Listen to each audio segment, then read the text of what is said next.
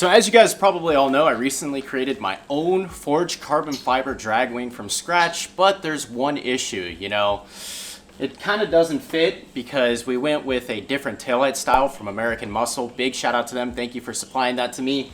And basically it no longer clears the trunk properly, so the trunk can't close and the wing is hitting. I mean, if you watch that previous video of me making that wing, I explained that there. And I thought we could get around it, with a washer or something like that, but it looks like we're just gonna have to cut it. Exactly why it's causing an issue with this carbon fiber wing that I spent 2 months making, nearly 2 months. I gotta correct myself, because it is causing the aluminum to push up as it hits the trunk, and it's delaminating it all and cracking it as it's experiencing way too much pressure. So my only option here is to shave a little bit off of here, and then hopefully we'll get some proper clearance. So let's go ahead and do that. A very cheap grinder. Hopefully this can do the job. And obviously we're gonna have to do refinishing and some repainting because we're gonna be cutting up my carbon fiber that I literally just made. That's exactly how much I'm gonna take off on this side. If it's too little, we'll go again with another line. But the goal here is not to take off too much because your spill plates or the side pieces are supposed to be still uniform there to direct air. You don't wanna take too much off and create a gap. I think this will be the right amount. A welding hood right here. This is necessary for when you do this, and I've got a mask. Since we are using epoxy resin, stuff is toxic and carbon fiber, so I guess let's start cutting through it.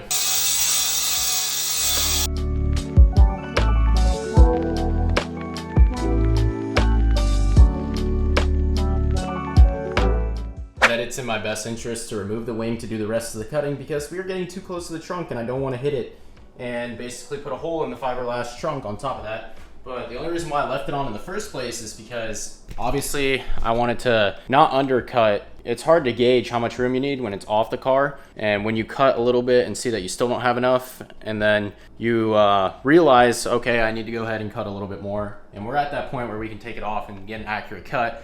But I'm not excited for the refinishing that I'm gonna have to do on this wing. Definitely gonna have to repaint a lot of portions black and do another buff and polish because we are cutting through a lot and throwing metal everywhere. It's just not ideal, but don't get in the kitchen if you can't handle the heat, right? It's a lot of work to do something like this. I dug too deep on this one, so now I'm gonna have to straighten out that edge too and cut it. I mean, this is sketchy work. Jagged edges, well, yeah, that needs to be dremeled out until it's smooth, so I'm gonna go ahead and do that.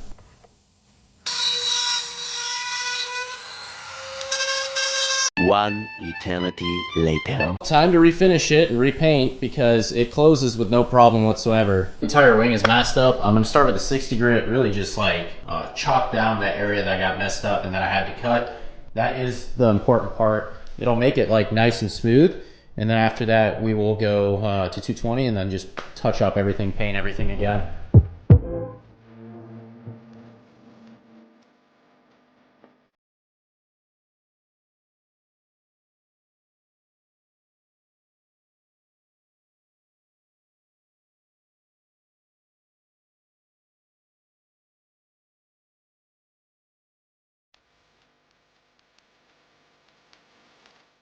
Saw how rough it was before, but that's what we're looking for with the 60 grit. Really flattened it out, no hard jagged edges, and it's like restoring the look of what it looked like before I went ahead and put a grinder to it. So that's what we were looking for, nice and smooth. Now I can go ahead and paint it.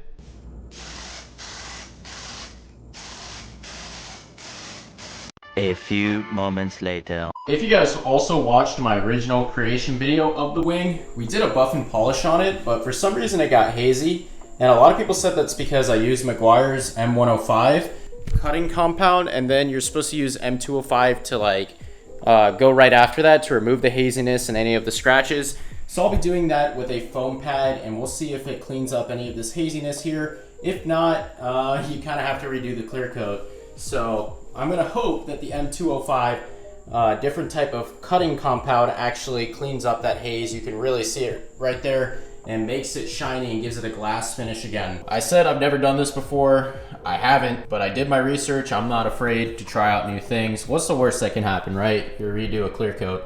So apparently this is what you're supposed to use after using the M105. Since it is a lower cut, everyone said to use an orange pad. So this pad is meant for lower cut. I bought it in a kit for around like 20 bucks. It comes with 5 different pads, different colors for different cuts. And yeah, let's try it. So they say to work in 2x2 sections. That means I'm gonna do half the wing at the time. And they said to mist up the actual area that you're gonna work on.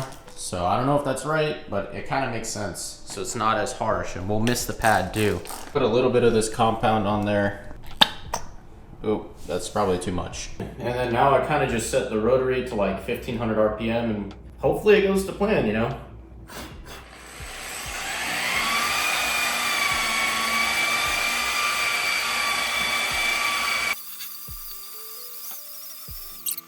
The immediate difference where I've been polishing versus where I haven't polished. There's still milkiness there, so I'm gonna keep doing this.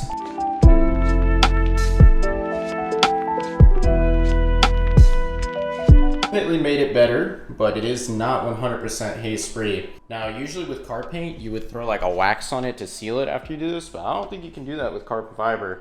So apparently I did some research from a composites company that makes carbon fiber, and they said that you can use, what is this called? Carnauba wax. So I went ahead and got some, and I applied it in a very light amount over the entire thing. I'm gonna let it dry, and then we will wipe it clean with a microfiber. And apparently this is supposed to give it some shine too, and really help out the carbon fiber by sealing it and giving it more protection from the sun. So I've let it cure for 10 minutes, that's what they say, especially in my climate in Florida.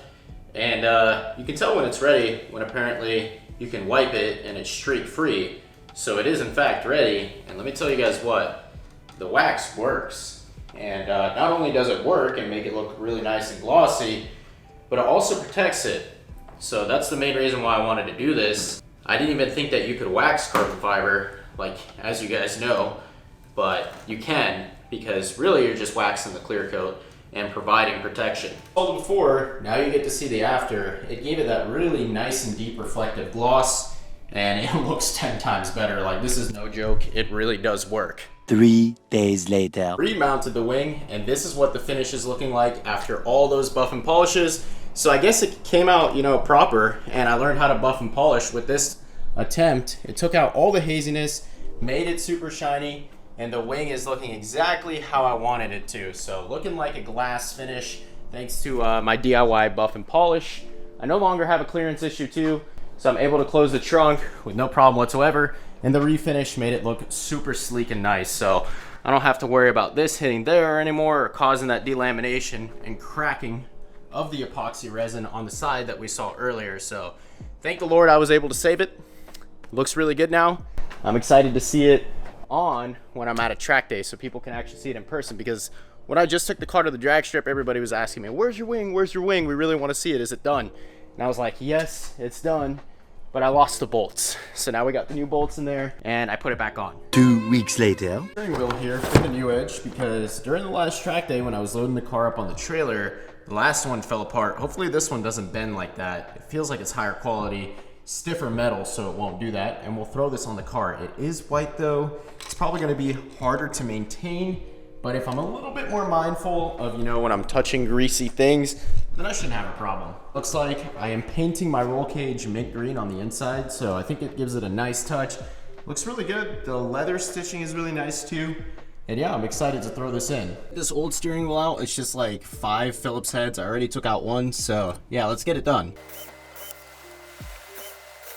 All right, and that is the old steering wheel all out. That ring right here is quite literally the only thing that holds it in. Now we're gonna have to transfer this over too, so obviously you put this between the new wheel and that, and then you just tighten down the screws and you're good to go. That's my trans brake and bump. Quality check now that this is off the old one. You've got plastic as your handlebar, really cheap and thin metal as opposed to thick metal. Like, I literally could not bend that even if I wanted to.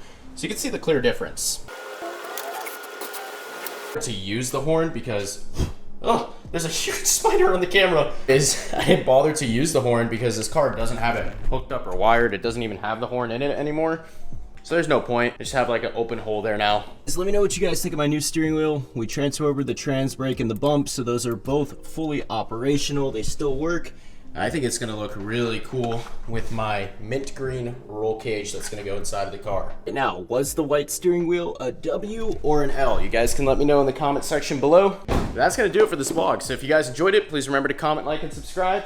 And now the carbon fiber wing is looking pristine. You know, we had to give it that trim. And pretty much I will see you guys in the next one. Let's do it.